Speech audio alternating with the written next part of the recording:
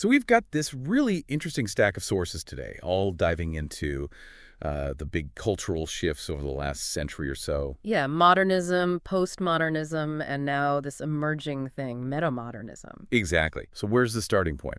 Before modernism really took hold. Let's start with the pre-modern idea. Think about the blues.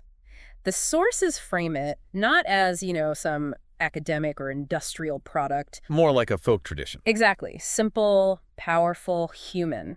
It predates all that heavy intellectual stuff that came later in the 20th century. But that simple tradition ends up being the bedrock for so much pop music, right? Absolutely. And sitting right there, kind of bridging the gap, is jazz. Yeah. Jazz is fascinating. It takes all that complex ornamentation from, say, Baroque or classical music. What the author calls the decorative filigree. Right, that established musical structure, and then it breaks it down. Makes it more cubist and modern, as the source puts it. That cubist idea, breaking things down, reassembling them based on their basic shapes or core structure, that really leads us straight into modernism proper. So what was the big project of modernism, according to these texts? Fundamentally, it was trying to abstract everything, reduce sound, reduce visuals, down to their bare essences, their basic building blocks, almost like a scientific quest for purity. And you can see that drive everywhere, can't you? The sources connect the rise of pop music in the 50s and 60s directly to this. Yeah, it wasn't just happening in a vacuum. It was a reflexive reaction, they say, to the cultural mood. Like abstract art stripping things down visually, pop music was doing it sonically. Simple chords, basic beats, catchy hooks. Exactly. Reducing music to its core components. And then there's the technological side, like generative music. The sources call that really modernist. Right, because it's not about crafting every single note by hand. It's about setting up a system, rules, a structure. Letting this system create the work. Minimizing the artist's touch after the initial setup. Precisely. Brian Eno's Music for Airports is the classic example mentioned. The art isn't just the sound you hear. The art is the system that generates the sound. The structure is the art. That fulfills that modernist goal perfectly. Abstraction achieved. Exactly. Modernism is about the system, the essence, the reduction. But, the moment you achieve that perfect reduction, what happens? You create space for a reaction. If everything's stripped down, what's left to rebel against? Precisely. And that's where postmodernism comes swaggering in, armed with irony and skepticism. Okay, so modernism chases purity through structure, and then postmodernism arrives to kind of mess with it, or at least point out the limitations with a knowing wink. Pretty much. The postmodern turn is all about challenging that modernist quest for purity, for originality. Think about the photographer Thomas Barrow, mentioned in the text. Verifax guy. Yeah. He used this cheap, messy office copier to recycle images, deliberately degrading them. It wasn't about making a beautiful, perfect print. It was about commenting on the idea of the print itself, challenging its preciousness. Exactly. He was attacking that decorative quality by making art that was inherently secondhand, lo-fi. It's a commentary on reproduction itself. And that ties into the whole democratization idea, right? The sources say the very concept of being a successful non-artist or non-musician is fundamentally postmodern. Absolutely. It challenged the gatekeepers, the need for traditional skills or formal training. Which leads to this weird side effect. Banality. If anyone can do it, and anything can be art. Then the sheer commonness of it all can be jarring, can knock you off balance, as the author puts it. Postmodernism embraces that banality in a way. And if you follow that thread, recycling, copying, questioning originality, you land squarely in today's remix culture. You do. Our whole visual culture now seems to run on nostalgia, much like music has for a while. So when someone dismissively says, oh, it's been done before. In a postmodern view, that's almost a compliment. It means you're engaging with history, acknowledging influences, rejecting that modernist myth of the lone genius creating something utterly new out of nothing. It kind of flattens history, doesn't it? Like everything is available to be mashed up, regardless of its original context or importance. Yeah, it goes against that curated museum experience where everything's neatly separated. Remixing is more anarchic. It treats all source material as equally valid for manipulation. And now technology, especially AI, just pours gasoline on that postmodern fire. It really does. The sources basically frame AI art and music tools as another wave of postmodernism. Tools designed to sample, combine, and regenerate endless variations of existing styles. But there's a twist, isn't there?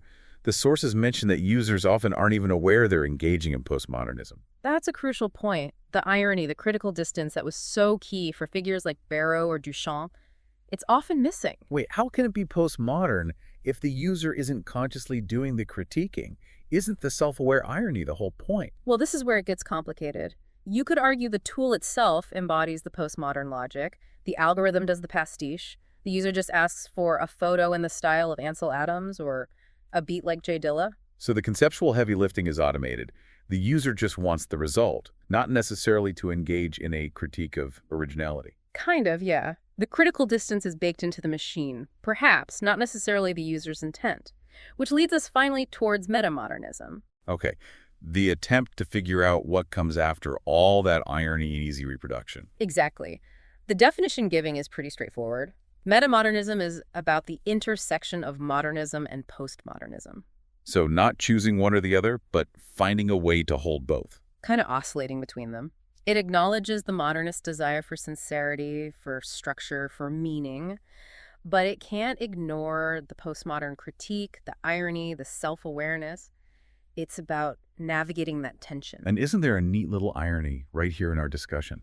The sources note that metamodernism itself is so new, so much in flux. That a lot of the discussion happens online on platforms like this, not yet in established academic books or journals. The medium reflects the message again. The form of the discussion mirrors the evolving nature of the topic. Absolutely.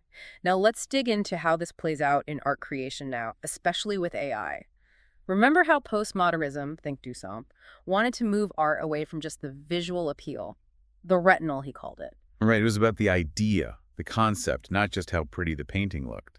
But now AI art, with its incredible power to generate stunning visuals almost instantly, Has ironically snapped art right back to being completely retinal, all about the immediate visual hit. Exactly. It's this bizarre twist. You can generate something that looks like incredibly complex conceptual art, but the ease, the convenience, it almost strips out the concept itself. The intellectual effort seems bypassed. The visual sensation takes over again. And that convenience, that speed, is identified as a potential problem, particularly for music. Yeah, the argument that AI music tools take the fun, the struggle, the craft out of it, its selling point is make a song in 10 seconds. Which is just worlds away from, say, a composer in a previous era maybe spending years, even a decade, perfecting a single piece. 10 years versus 10 seconds. And that really highlights the shift. The risk being that music becomes more about selecting options than developing deep skill. That's the concern. Skills might atrophy if the tools make everything too easy. You become more of a curator of presets than a creator building from the ground up. So, given this crazy intersection of history, tech, irony, and sincerity, how does a serious artist even operate today? The strategy suggested is about using these powerful tools unconventionally, not just hitting generate, How so? using AI as maybe one element in a larger collage, or using it to create unusual tunings or textures you couldn't get otherwise, deliberately making composed music sound generated, or making generated music feel deeply personal. So it's about that co-adaptation of old and new. Yeah. Finding a way for human craft and machine capability to work together, maybe even against each other, in interesting ways. Exactly. Neither one completely dominates. It requires a high degree of self-awareness, though. Which connects to another point from the sources, that artists today almost need philosophical frameworks just to function.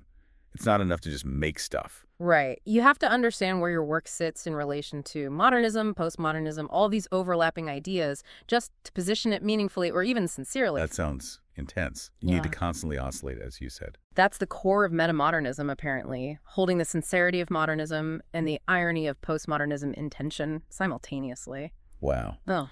Okay, we've definitely traced a complex loop here, from modernism's search for essence through postmodernism's ironic deconstruction into this self-aware, technologically saturated metamodern space. And I think the biggest takeaway, really, for anyone making or even just consuming culture now is understanding that feedback loop is crucial. You can't escape history. You shouldn't want to. The sources argue the way forward involves constantly dipping back into history, rediscovering old techniques, old ideas, whether it's classical harmony, blues structures, minimalist principles, and keeping them all relevant, keeping them in the toolbox alongside the latest AI. History is a resource, not a museum piece. Precisely. Don't devalue it just because something newer comes along. Which brings up a final, quite pointed thought from the materials about cultural memory itself. If physical things like photo prints, printed books, The tangible artifacts of past eras get completely sidelined, cashiered. then we risk creating huge blind spots in our collective memory, gaps where the actual primary sources used to be. And what fills those gaps? Myth, rumor, maybe even conspiracy theories, because the original evidence is gone or inaccessible. It definitely makes you think. And maybe this is the final question for you, the listener, living in this meta-modern moment. What are we failing to preserve now? What current objects, or maybe even fragile skills or complex ideas, are being pushed aside by convenience or digital ephemerality? Things that might vanish, leaving a hole in the cultural story for people looking back centuries from now. What will they misunderstand because we didn't value or keep the right stuff? A really vital question. It reminds us that looking forward often requires carefully tending to what's behind us.